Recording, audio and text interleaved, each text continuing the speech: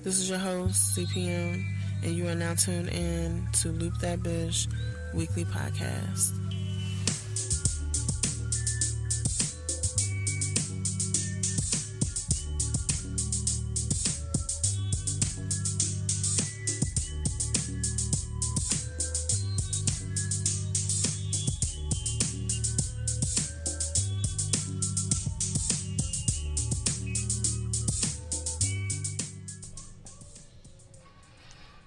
What's up, everybody? This is your girl, CPM, from LoopThatBish Radio. Haven't talked to you guys in a minute.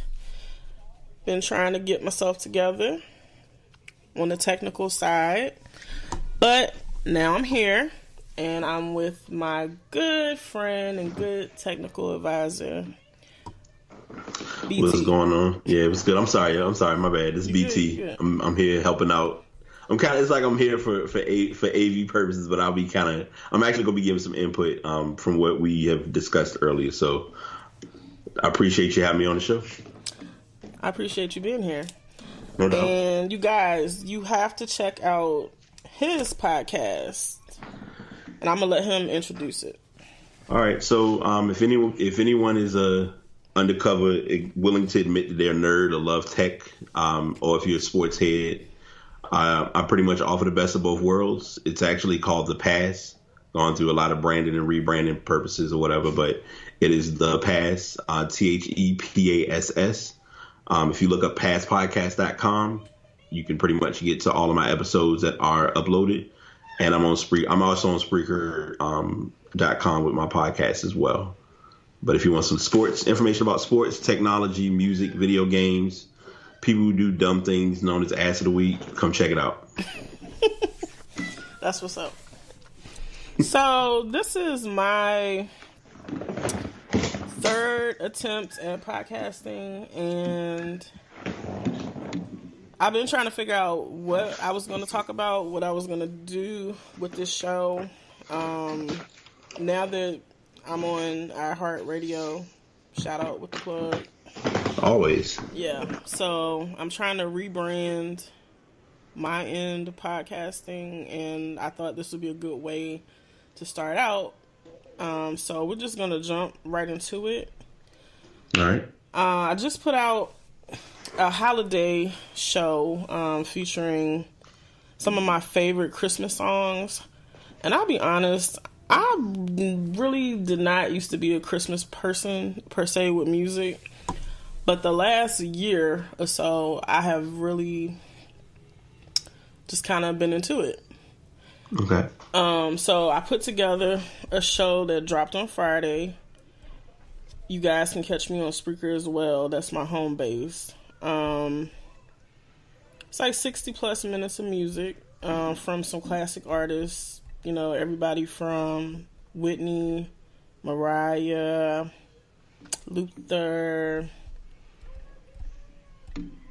down to the Timbs. She do good mixes. Don't let her so-called shyness fool you. Just saying. Go ahead. I'm sorry. I'm pretty shy. so it's pretty dope. At least I think it is. And it's timeless.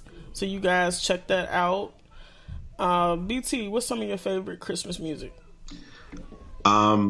First and foremost, I will tell you in advance, and even though, so as I mentioned earlier with being sports head, I watch basketball. So because of basketball and because of the Christmas lineup, I avoid Mariah Carey's All I Want for Christmas. So let's just shove that to the side first and foremost. Why? Okay, please let us know. You said why? Yeah. Because it's one of those things where you get it one year, that's fine, but year after year, like every year, that's kind of like the theme. And I get it, it's the theme, and it flows for the Christmas music playlist. But every game that comes on Christmas Day, in between each timeout, whatever you want to call it, they play All I Want for Christmas. So I'm just like, okay, I'm OD'd, I'm burned out. Here in Richmond, I actually play they do a show. What they do is it's a station called Light 98.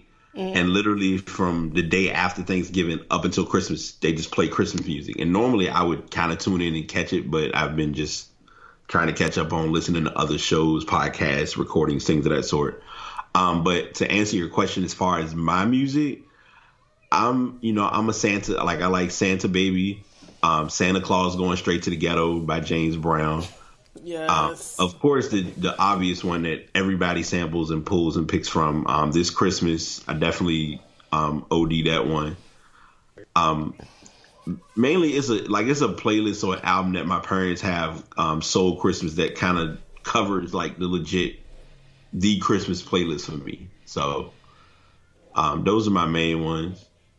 See, okay, so I don't watch basketball, so I would have never known that. And that makes sense. So if they play Mariah All I Want for Christmas, like in between every segment, I can see why you would just be like, you know what, heard it, been there, done that, bye.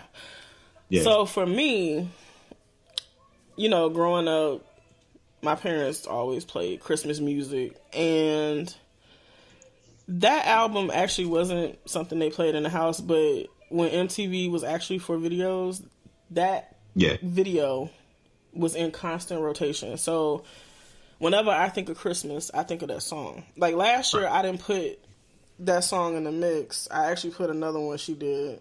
I think it was Joy to the World. Okay. But this year I was like, what songs just, when you think of Christmas, what are those songs? And that was a song. But I'll agree with you. It can get repetitive. Yeah. I mean, don't get it twisted. Like, I'm not saying it's a bad song. Like, the song, it definitely, quote unquote, puts you in the mood of Christmas. And then it doesn't benefit because, as I always say, the internet's undefeated. And it's a video they shared, and I'm not knocking Mariah as a singer. It was a video of her singing, like, I guess, practicing. And it just was, I'm gonna let her die in a minute. She'll come back. It was a stint she did where she was, practicing, and it just didn't go well. But beyond that, like, her shit was horrible. I can say it. Yeah, I mean, it is what it is. But yeah, now, I mean, that is one of those ones that it's like I said, basketball hit it. But I mean, as far as if it wasn't overdosed due to basketball, I still would be fine. Right. So let me just tell you, there's like key songs on this mix where if you could go back to like 1993, it would totally be Chutney. Like, so probably my favorite Christmas song ever in life is the Christmas song, and particularly Toni Braxton's version. Okay. And that is off the LaFace Christmas album, which is so classic. Yeah. I don't know if a lot of people know about it, but so you have Tony on there, you have Usher on there, TLC, which is another song that's on there on my mix.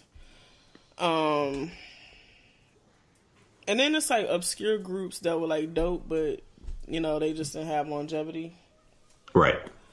But that is like a staple Christmas album. You guys should go pick it up. It's on Amazon, excuse me. Just very dope. Another song, you cannot have Christmas, in my opinion, without The Temptations' Silent Night. Yeah. Every time I think of that song, I think of the Friday series with Ice Cube. And that song is featured in the last one that had, Lord, I just got a freeze. Brain freeze. Normally I'd be able to assist you, but as anyone knows, or anyone learns movies, I'm the dance around, but I know where you're going. Like, it's one of those. Oh, Cat Williams, the one with Cat Williams. That's what I'm like. I'm trying to think of his name in the movie, and I'm trying to think of his real name. Yeah. But that song was in there, so every time I hear that song, I think of that movie, and I have to watch that movie every Christmas. Right. It's craziness. Just for that part. Right. I'm with that. Yeah. So you guys check that out. And Merry Christmas to everyone early, because stores have been like advertising Christmas since September. So I feel like just Merry Christmas. And Happy New Year. By the end of December, by early December, you might as well prepare for Valentine's Day to be presented. Right. Because, it'll be in the stores before you know it. All right, so what else? I know you mentioned a couple of things we would get into, so I know that was one thing you mentioned. Well, the big news this week is Cameron and Mace. Yeah. Which I feel like, let me throw on some Timbs and my Sean John velour suit. Right. Because y'all like 15 years late. Yeah. I mean, it's one of those funny things because I look at it as you would think it's 2017. These were guys who were kind of like 15 to 20 years ago. They were the hot commodity in music. Dipset? Yeah, Dipset. Right. Bad Boy. And now it's like, I know Mace at one time was quote unquote a pastor or a preacher or whatever, and that kind of went the way it did, but now he's kind of gone a different, he's coming back to music. So now it's a quote unquote beef that trickled over.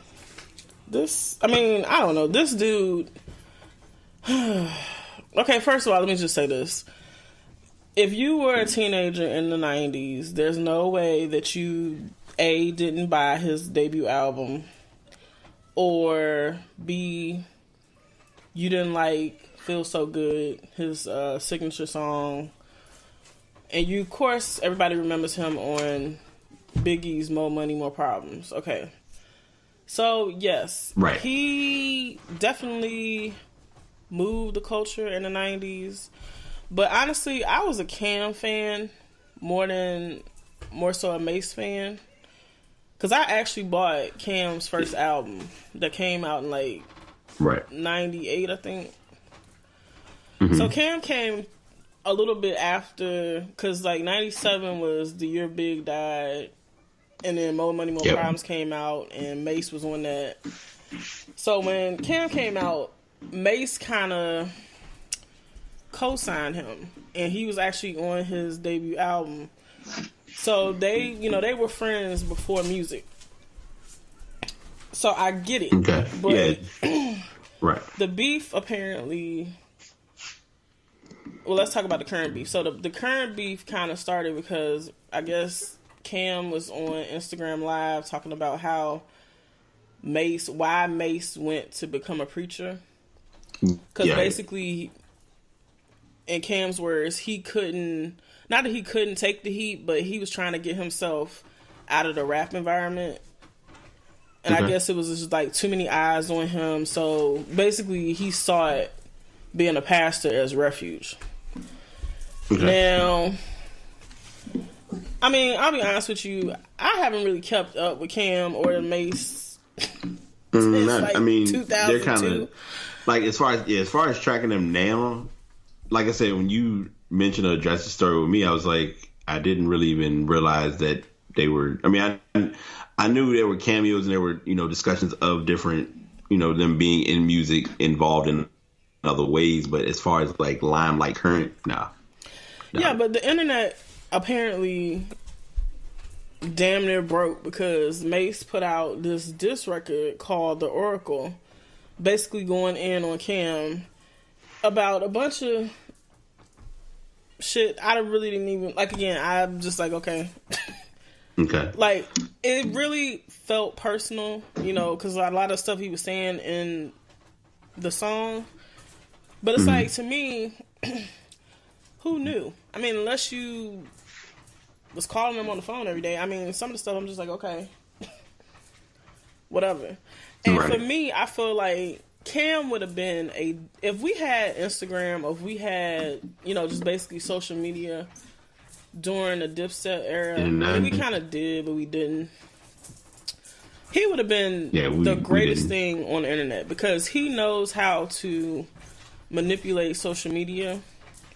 But it's just at this point, it's I'm not going to say who cares, but it's I feel like their time has come and gone.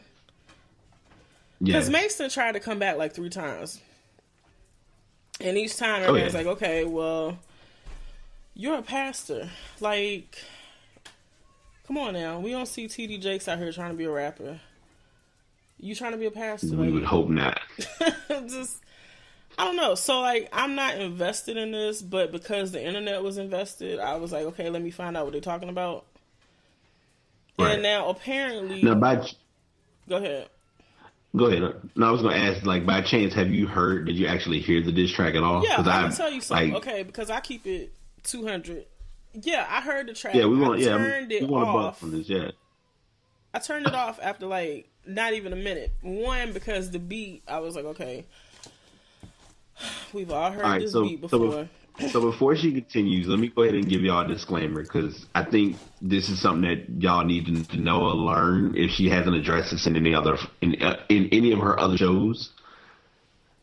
CVM is a very huge music snob, and I don't knock anybody who's a music snob because I work with people who are music snobs. I personally have a tendency to be a music snob, but the difference is there's levels of music snob. Now, there's music snob who is, hey, I listen to a little bit of music. I like what I like. I'm in my comfort zone. Give me my R&B junkie, my hip hop head, my little bit of old school here and there, mix it up. I'm good. No big deal.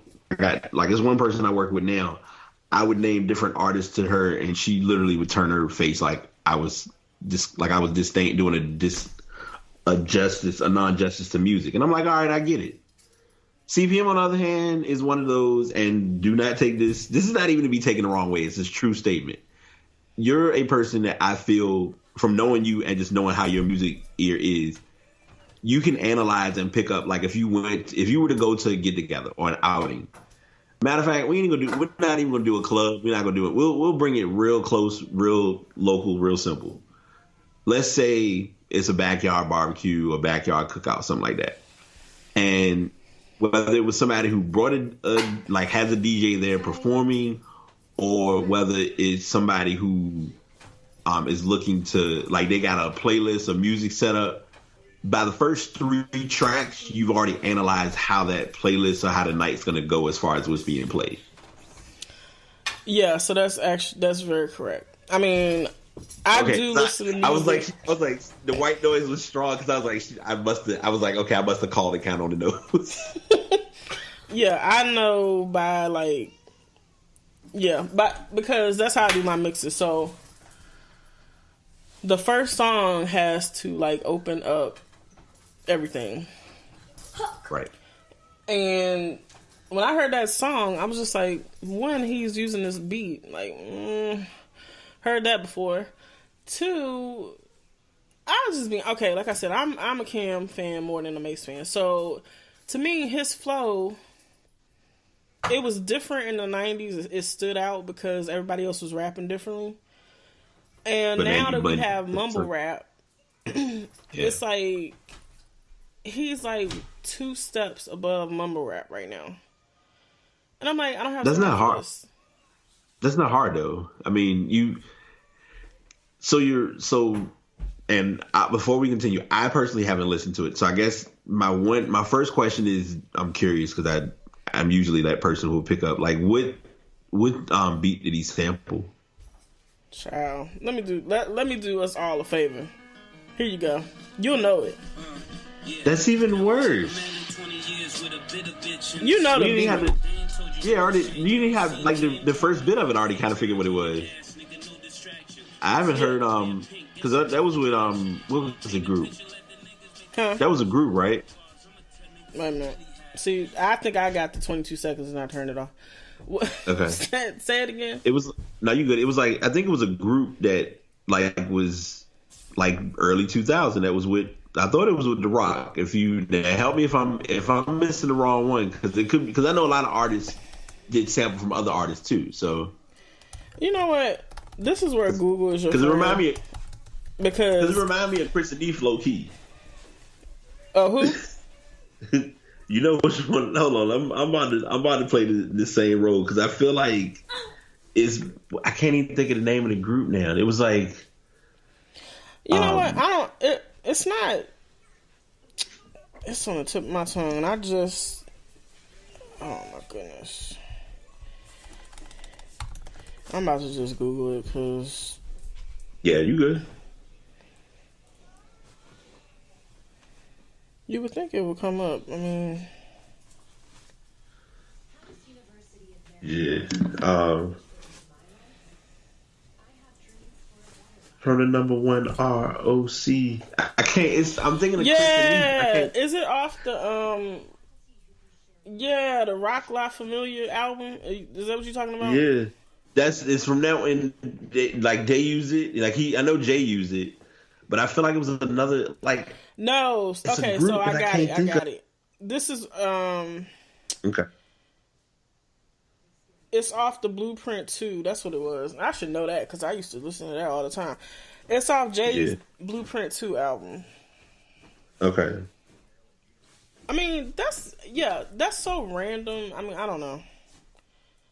It's random, but then you also got to keep in mind, like, it's a challenge because you have to being true to you, but also being current with the times is kind of like the gift and the curse of music.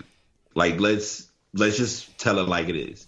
Like a lot of artists who were dominant factors in like the late 90s, early 2000s as far as hip hop. They were, they did their thing. They was covering their ground, all well and good. 2017, you're competing with Migos, Future, Kodak Black. I'm naming some of the artists. I'm probably naming 21 Savage, Savage, Cardi B. Just those factors of music. It's almost like, I won't say it's a turn of the times, but it's. You're trying to keep up with the Joneses, but you still living in a Johnson apartment. Like you gotta, it's like a mix and match of how to work on that flow of that style. Yeah, so I agree with that. So like when I heard the beat, I was like I said, where's my Sean John tracksuit? Because I'm like, that's so like 2000. It's so like not even mid 2000, early 2000s. And in early 2000s, I was just coming out of high school. Okay. Right. Can you, at least if you was like you was going to try to go at him on a beat that these kids can relate to. You know what I mean? Like, because like when Nas did Ether, it felt relevant. Ether was ahead of itself. Yeah. Yeah. Ether was... When you look at 90s, a lot of the 90s artists, 90s samples, 90s beats, artists can try to do stuff now, but it's a challenge. And then the toughest battle is like a couple of, I think it was a year ago, and I understand why it was made a big fuss, but it's like you basically had like it was a video I found of Lil Yachty who was trying to do a beat. He was trying to rap over like I think a Nas beat or something like that, and it was the saddest thing I ever seen. And then it's the transition. It's the transition of music because you look at it as here it is. Ebro's like saying like, hey, I'm gonna give you a beat. I want you to rock with it. So he's rocking with the beat, and then they like hyping him up, and he's like, okay, I can't get hyped like I want to because y'all are like, I don't want any hype people. I just want to freestyle, and it's like, okay. Is it that you can't freestyle, or what's the problem? Yeah. So I mean, it's just a changing of the style. Yeah, that's not their element. These kids don't freestyle. So I mean, but it's not. You don't really need to. Yeah, I mean, this is the era of like, there's not a requirement to freestyling. It's more just kind of being there and just doing your part. Can you do numbers? On SoundCloud? Because it's not even exact. And see. Now, oh gosh, we're not going to even start on the SoundCloud conversation because I feel like I missed a part of music or something. Because for whatever reason now it's, first, and then it's not us being, okay. So first and foremost, and I'm going to say this because I'm not taking over your podcast. No, you're good. It's not that I'm turning into the angry old, or we're turning into like the angry old music fans that don't knock, that have like this anger or knock against current music, because that's not what this is about, first and foremost. Number two, it's no issue or no problem with doing music the way you want to do it, but you look at it like this. From the 90s, it was, hey, I got a mixtape, I got an album, here's my CD, check me out, blah, blah, blah. 2017, yes, we're in a digital era, so that means you got to be in a digital flow. I'm all for that. But there's a difference between being involved in the digital realm and actually having content versus you saying, yeah, check me out on SoundCloud. And then you go listen to their SoundCloud and it's just a bunch of people yelling like, hey, yo, hey, blah, blah, blah. Right. And like you still haven't rapped and it's like 2 minutes. Like, okay, let's start over. Like who's the producer that actually gave you the green light to say, hey, I think you should make this an album? And that's what is hurting. I mean, that's kind of like the hurt over, I ain't gonna say the hurt of music, but it's the transition of music that a lot of people aren't, like, a lot of true music fans are not really getting or not really feeling. And I personally and honestly don't blame them, because it's not, music is not what it was 20 years ago. Like, you know, we talk about it all the time. It's 20 years back, the late 90s, like mid to late 90s, you had a good flow of music. All right, I'm done with my tangent. Sorry.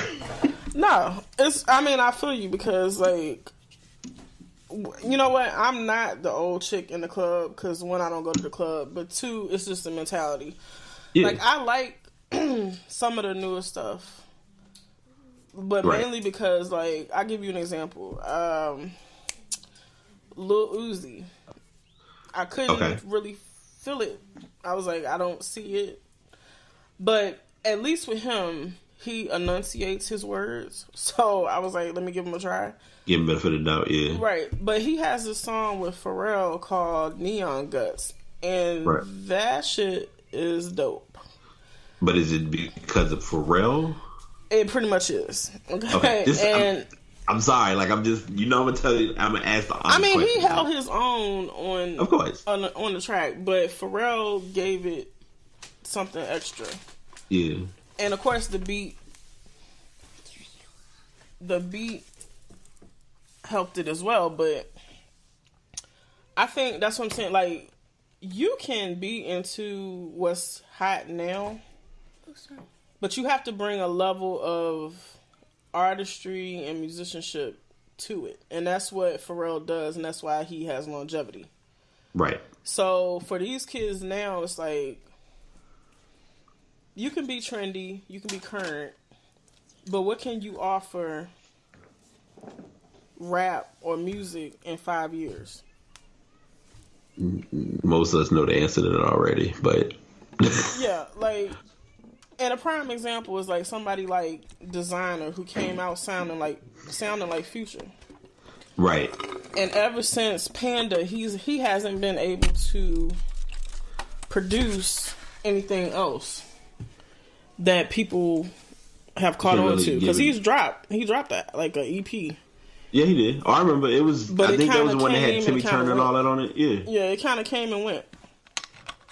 So, you know, you can emulate a style, but it's like, what do you have to offer past that style? You got to evolve. That's why somebody like Jay-Z has been able to have longevity, because he's always stayed at the center or ahead of the game.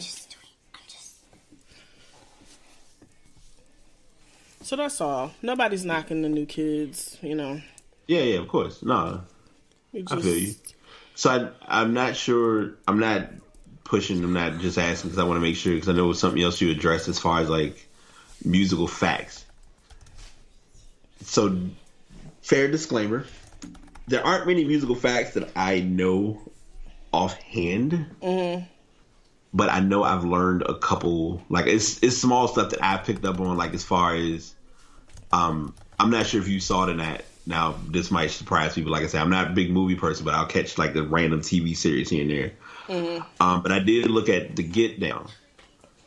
And everybody I know had their views and their thoughts of kind of whether they were into it, not into it, for, you know, various reasons.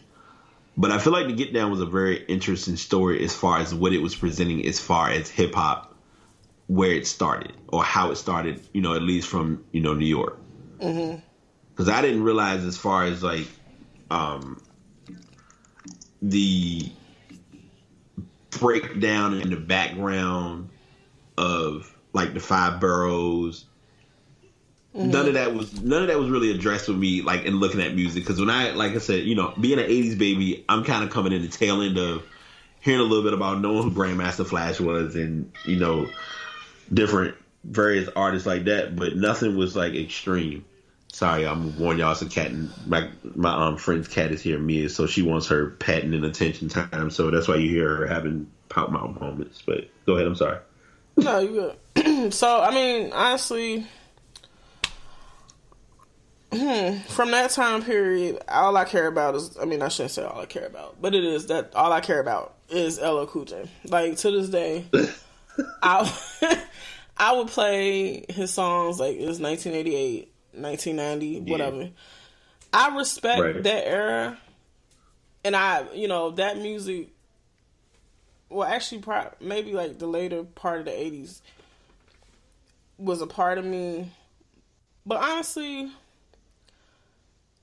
I'm like more so, I don't know if you remember Young MC. Remember him? Yeah. Okay. So that was like one of the first rap albums I bought. Okay. Of course, LL Cool J, to me, who is like the first rap superstar. Of course, Run DMC, Walk This Way with Aerosmith. Like, that's where I come in. That's your music. Yeah. On hip hop. So, like, when you start talking about Kool Herc, Grandmaster Flash, like, I know about it, but I'm really not going to bust out a Grandmaster Flash tape and listen to it. Yeah. That's no disrespect. No, I got you. But I come from the South, so I come in on the LL part, and he is from New York. I love him so much. But being from the South, then I come in on the Outkast part. Like, that's what I was going to say. I figured when you said down South, I was like, I can see you kind of getting like that Outkast.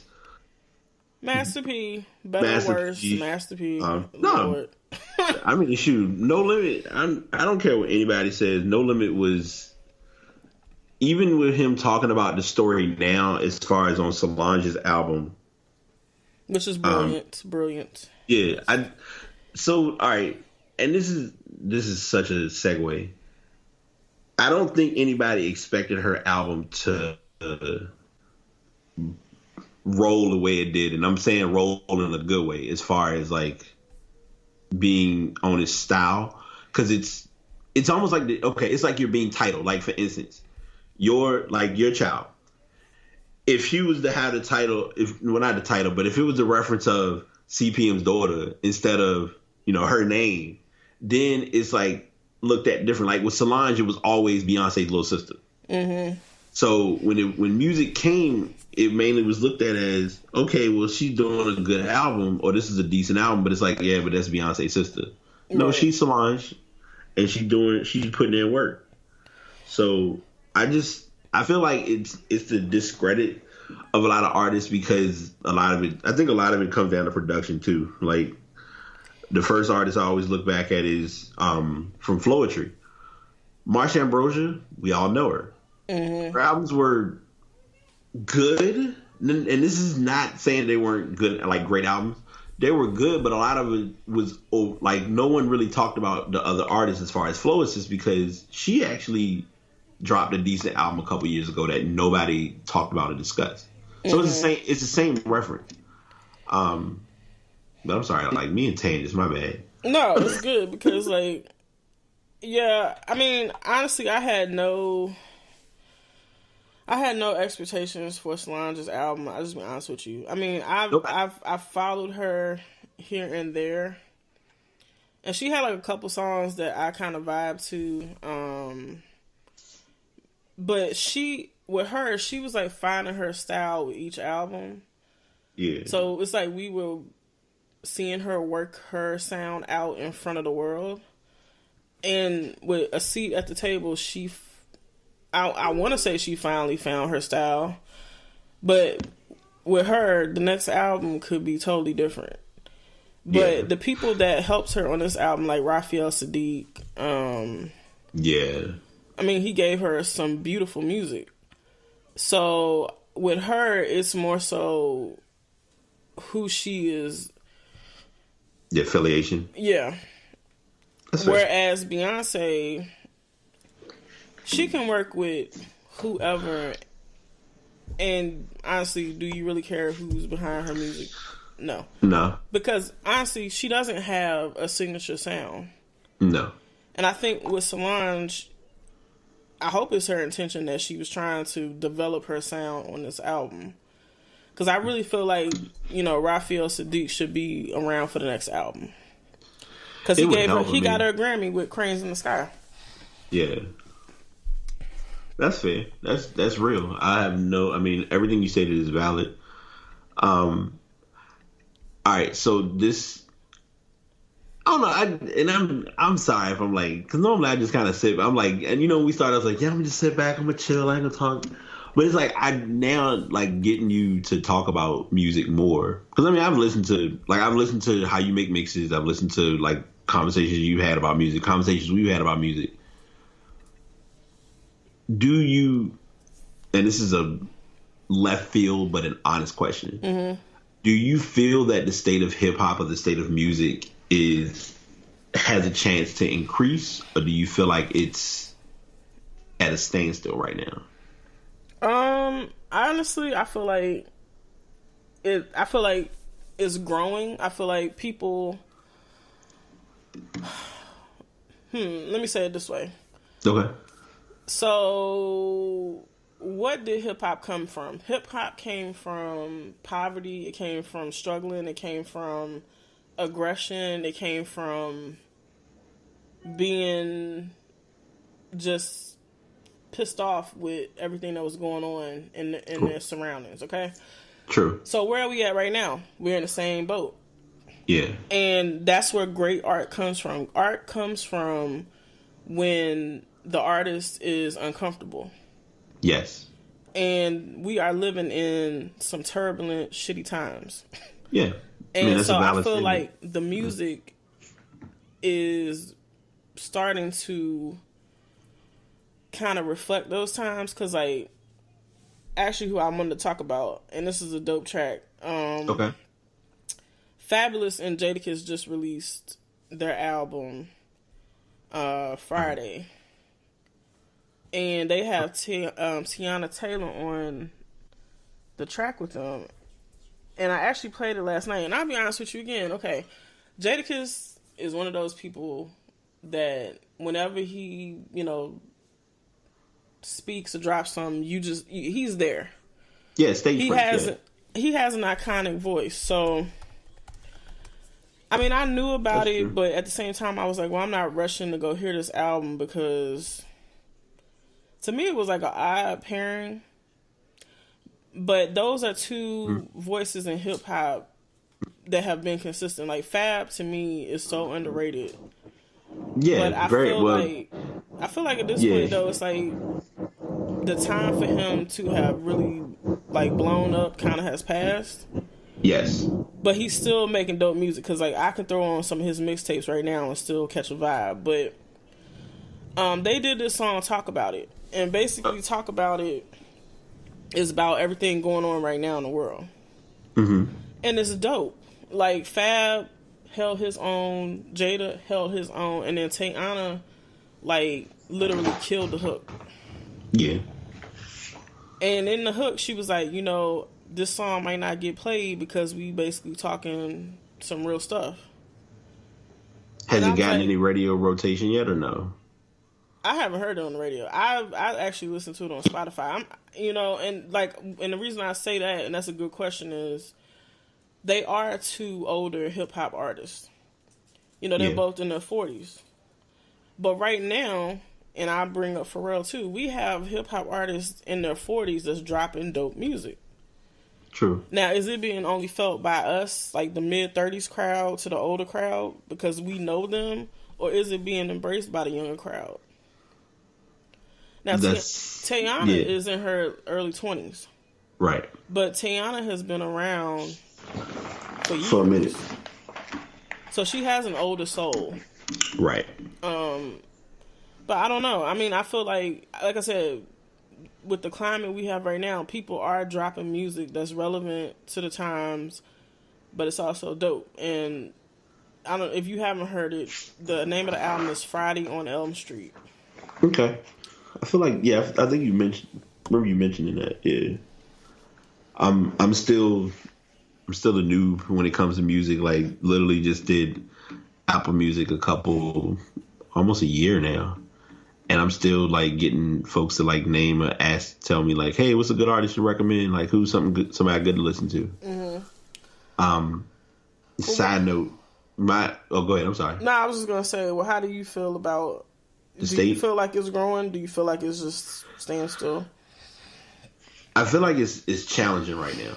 Like, if you want to give an unfiltered and direct opinion, I feel like it's challenging. The only reason I say it's challenging is because a lot of artists now, we got a lot of whether I feel, and this is not to say like any of the artists that we grew up adored, loved, enjoyed, whatever, having them, come and make cameos and drop music once in a while, all for it, no problem. We're now in an era of microwave text messaging artists. Point blank. It's some songs that I literally have to listen to and just question, like, how did we get here? Like, what transition and what caused this random trend to occur? A lot of people put it on, and I'm not putting it on him, but a lot of people always bring up, like, for instance, Soulja Boy.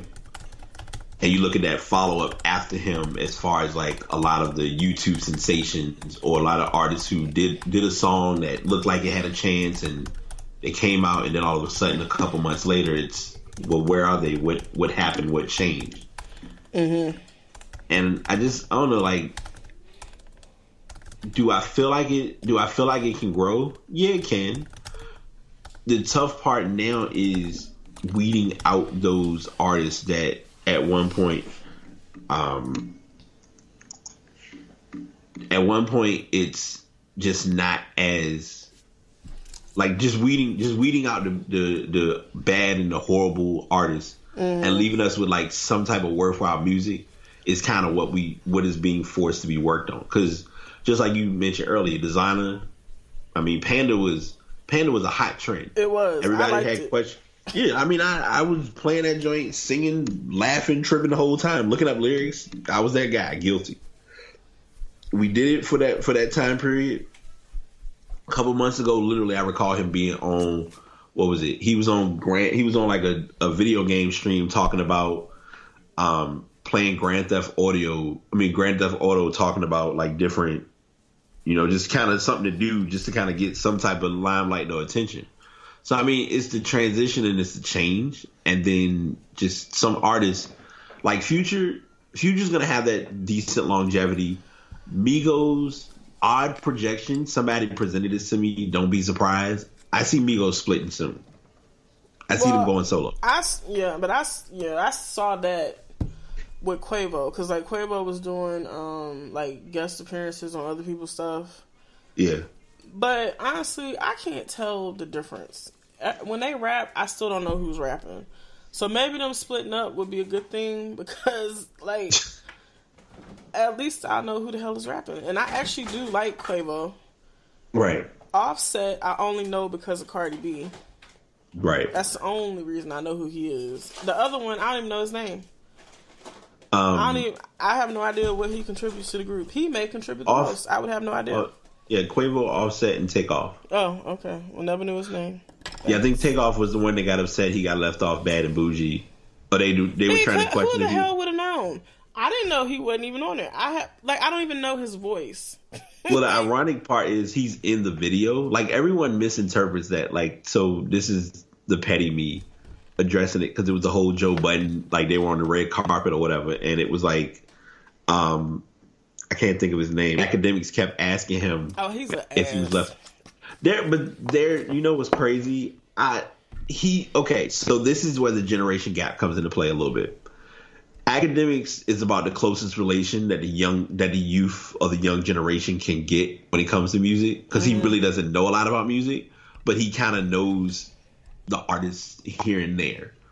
He's that personality. And then, like, it's funny to me because I look at him being on Complex, but I can realize and think in my head, like, I see him when he was playing like NBA 2K with all his boys, and they just having like a sports conversation or talking about music or talking about girls. So it's kind of like a major complex, and you literally get like night and day because you get academics with his personality, and then Joe Budden with his old man. I'm upset, but I'm dealing with life mentality. I guess. Like, I say it every week. Like, I give Joe his props, especially on his podcast. Like, I take notes because I'm literally like, okay, I understand how I'm gonna be or how I might look at certain things in certain situations. But yeah, I mean, I don't know.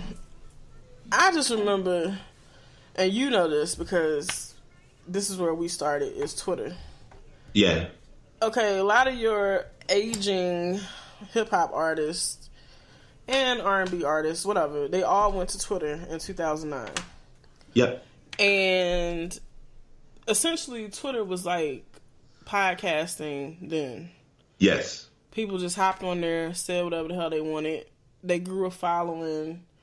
And because of Twitter, people have been able to take their audience to podcasting. So I say that to say, I remember Joe Budden was a Twitter fiend. Like, he was always on Twitter starting some shit with somebody. Yeah. To the point where he was dragging his relationships into Twitter.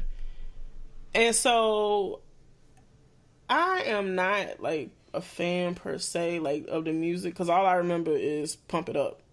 Yeah, I mean, music wise, I'm right there with you. I wasn't really a big Joe Budden music guy. And then they had like Slaughterhouse with him, Ortiz, Royce, Eminem. Yeah. I mean, and he's been able to make a living. I mean, his moves, have been calculated. He's been able to do this, but honestly, I didn't even know they had a show on Complex until that incident with Migos. Yeah. And I think that's what blew up their podcast. Right. Because I didn't know. Yeah, Complex is reaching a lot of times. And I don't want to sound like I'm being petty when I say that. And it's not because of the Complex. It's not because of their show. It's primarily to me because of Wiz. I don't know why Wiz. Mia Khalifa and Gilbert Arenas. Their show is the true definition of not. I'm concerned. Wait a minute. That's the porn star, right? Yeah. They're doing Don't ask why I know, okay? I'm not. You said that, not me. I didn't even make that. I just said, yeah, I'm answering the question. Right. No, but yeah, that's the porn star and the basketball player who at one point were beefing with each other. I talked about that on one of my shows too. It was like she was trying to slide his DMs as the term is used, and he wasn't responding. So it was like ironic that like a week or so later, yeah, we're working on a show together and it's going to be called Out of Bounds. And I've looked at a couple of episodes and I'm just like, y'all still have a show? But I mean, I guess they're getting views, but then everything's about, so, like you mentioned, like, or, it's always addressed. We're in a digital era. So we are at that point where tech wins and things of that sort. Right. I mean, I didn't. Now, see, you just put me onto something. I didn't know they had a podcast. I remember the Shade Room where they posted. She was trying to get at him in his DMs. So when you said that, I was like, oh, okay, I know who you're talking about. Yeah, but I didn't know they had a podcast. So it's like, yeah, they're on Complex Radio. They're on Complex News too. Complex. Theirs is on YouTube. I don't think they have a podcast that I know of. Mm-hmm. I know they have like they do a daily episode. Monday through Friday for Complex News. I mean, at this point, it's like everybody and their mama, including myself, now have a podcast. Yeah. And I think there's some good content out there. Yes. I really do. And I think, this is a way for people that have, are already in the entertainment business to rebrand themselves. True. But now I kind of feel like I hope because everybody is starting to create a podcast, it doesn't diminish the importance of a podcast. That's what I get worried about sometimes. But I also, like you said, you have to know how to get your content to like stand amongst others. Mm-hmm. And that's kind of like it's almost defined literally as like the gift and curse of like how people know what you are or aren't doing. Because everyone, I mean, it's almost it's literally equivalent to writing a blog. You can have 100 bloggers. All 100 of them may not have good content, but if you're the top 20 because you have that name, the other 80 are trying to get in that midst of being talked about, even if they're not in the top 20, to just say, hey, I want you to at least know me for talking about my skill or my talent. So, I mean, it's tough, but podcasting, I feel like I don't see anything happening with podcasting as far as like it just like diminished. I feel like the content is challenging as far as trying to find and weed through like good artists or good shows. But it's also like, just like you said, those shows that are, if you pull up podcasts and look up the top shows, you have those top shows that exist. And then you're like, all right, well, their show is cool, but it's what they're targeting and who they're talking to. Right. I think that's where I'm at. It's like, what am I going to talk about, but do I really just want to talk about music every episode? Because, I mean, there's more dimensions to me as a person. Right. And I feel like maybe this podcast can be an outlet from music. I don't know. I mean, today, me and you talking. Yeah. This is just like us being on the phone. Like, exactly. Yeah. That's how most, believe it or not, like a lot of shows, that's how some of them kind of get generated. Like my roommate and I now, like we're up for doing one soon, but we kicked off what's called Twin Talk, where it's like topics that we sit and have like with the microphone off and we just going, and it's like, no, we need to record this or get some other folks to come in and participate. And like it's how you plan and how you put it together, but it's also being sure, like you said, like having topics, to having an agenda, and like just kind of letting it flow. Because I've seen podcasts rise, I've seen podcasts fall due to being prepared and being unprepared. Right. And that's go ahead. No, I don't mean to cut you off, but I thank you because you took me out of my comfort zone. So, because with the radio show, it's very planned.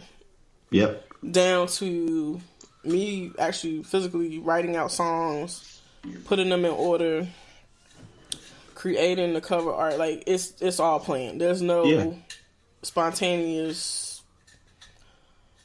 It's a process. Yeah. It's a very thorough process. And to add to that, and I before I continue, I appreciate that, because I know I've been a pain on you doing the show, but I also know like it's a potential that can be tapped if you invest that mental that you, because if you really think about it, and don't take this any kind of way, the time and the time and the energy, you got to put that into the show. I get that. But as far as like how much mental effort you have to put towards it, you got it. It's like it's second nature to you because you've been doing it for a while. Mm-hmm. Podcasting is a whole nother world because you're looking at it as, okay, I got to sit down, I got to talk about these topics, I got to make sure everything's like the way I want it. I want it organized. The same things apply. It's just a matter of knowing what content you're trying to go into and how to do a show. You mentioned it earlier, and you talked about them as an example. There are thousands of people doing the Shade Room. There are thousands of people doing the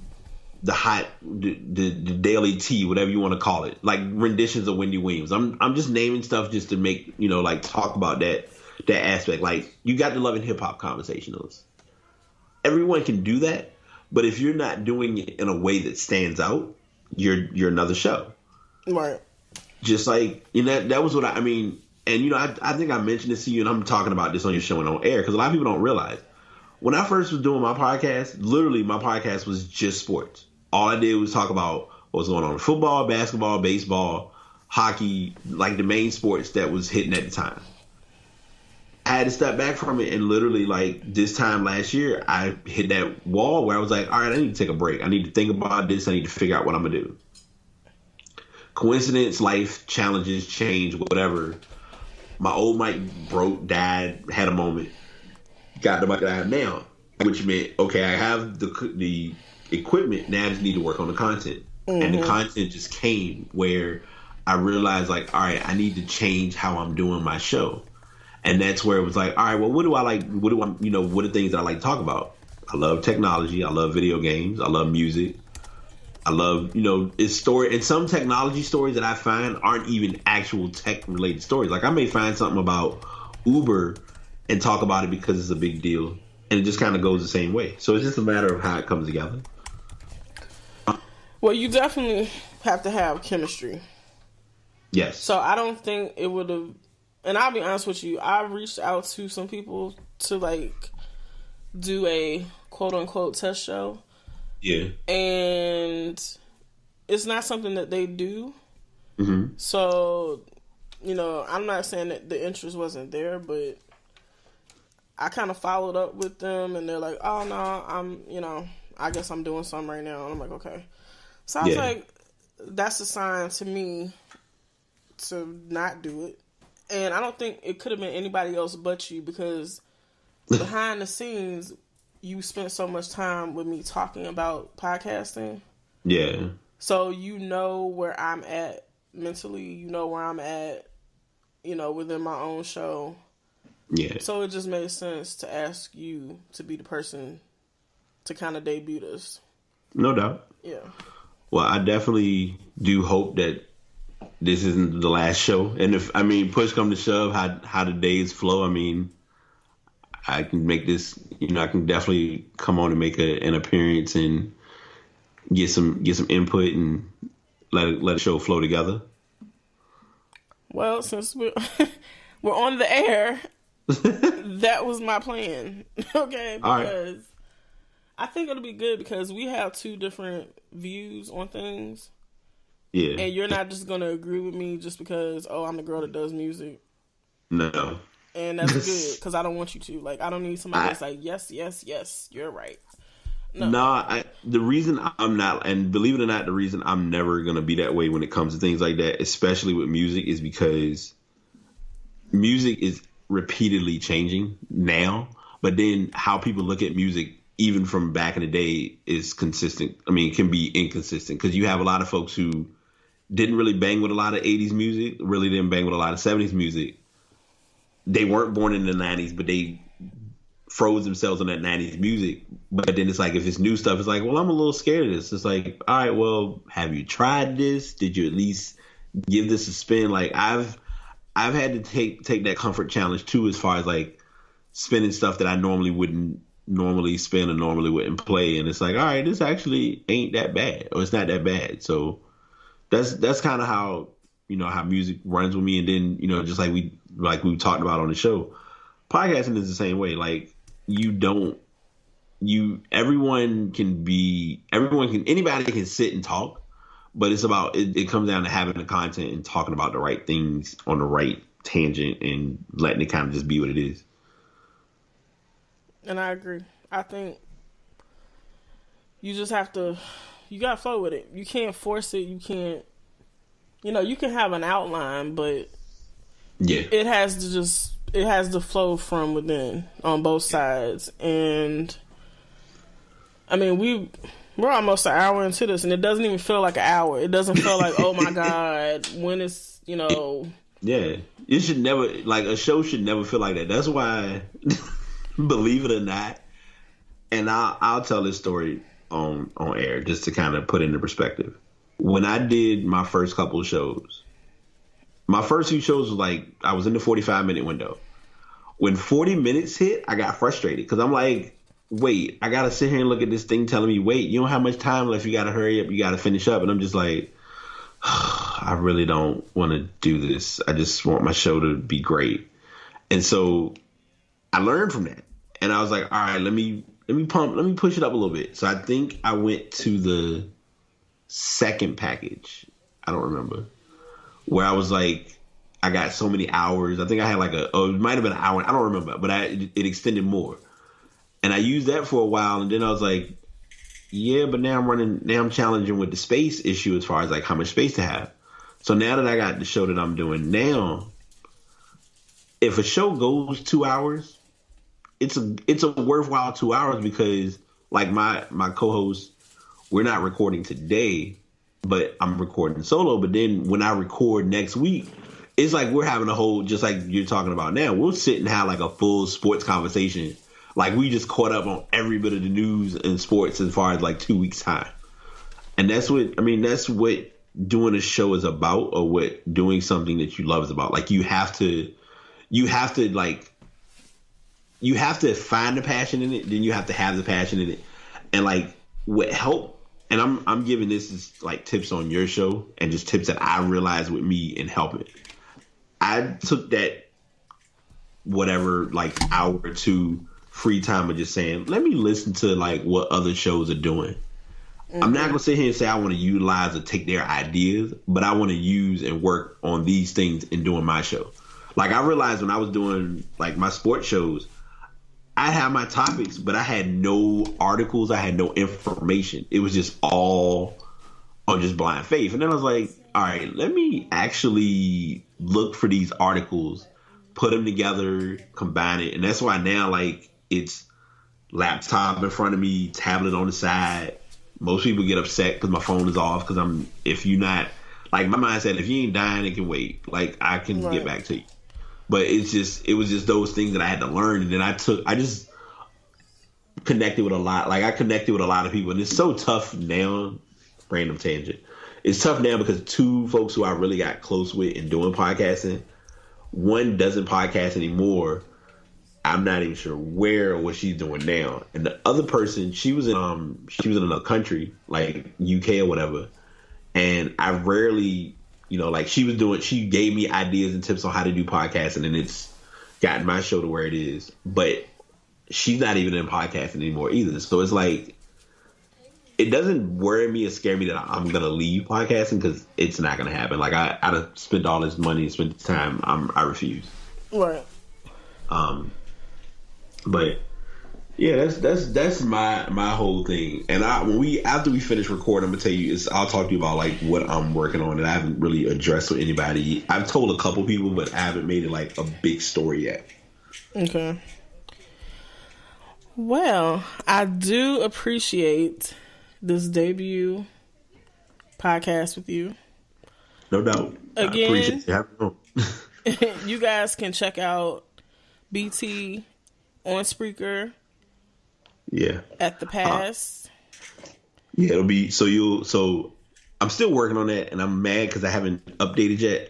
If you go to Spreaker, go to Brite Podcast, you'll find me there. On all other social media, just put in Past Podcast. You can't miss it.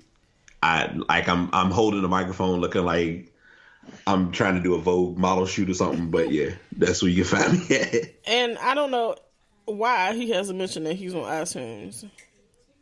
So let them know. Okay, well, I'm my bad. So I am. So currently, I am on Spreaker. I'm on iTunes. I'm on Stitcher. I am on iHeartRadio as well. Slowly getting the branding out there. As far as with that being set up, just a matter of getting my first. I think iTunes has been quiet for me because I'm still on that waiting for the first subscribe button to be pressed to somebody to like, of folks that I do know. Like the only thing is subscribes. I think it's more reviews and feedback. So I'm just waiting on that. That's why I've been kind of like not as addressing of it as I normally would be. Makes sense. I mean, I push it, but I don't know. Does it even tell you when somebody subscribe? I know somebody subscribed, but does it let you know when they subscribe? I don't think so. I do not believe so. I've been researching and learning about it. I'm not going to lie to you. It's been tedious because sometimes Apple can be great about things and other times it can be a pain in the butt. And that's just how it's been from what I've looked at. Right. Well, catch us both on iHeartRadio. You can catch me every Friday on Spreaker and iTunes, Google Play, Stitcher Radio, TuneIn app. Yep. Wherever there is music, just type in LoopThatBish. That's LoopThatBish radio, and you'll get me. Thank she you makes guys. great mixes. Huh? What you Go ahead. I say you make great mixes too, by the way. Thank you so much. I try. No doubt. I try. So thank you guys for listening, and we will be back at you guys next week. No doubt. Y'all take it easy. All right. Like what you hear? Oh, yeah, I follow you. Share us with your friends on Facebook and Twitter. I click like. LoopThatBish.